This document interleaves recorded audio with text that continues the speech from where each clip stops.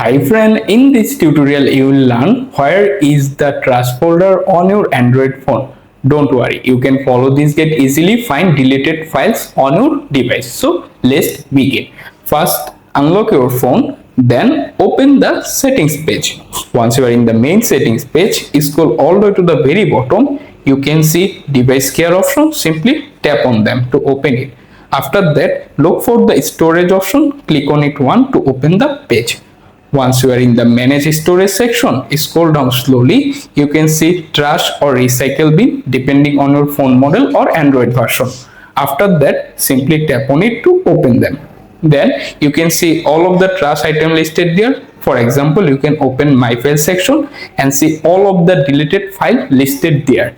Simply, if you decide to recover any deleted item, simply tap on hold the item. If you recover after the file is selected, look at the bottom menu where you can see three different options. Simply click on restore button and automatically recover the deleted file on your Android phone. If you found this guide will help you, please like this video, also subscribe to my channel. Goodbye everyone.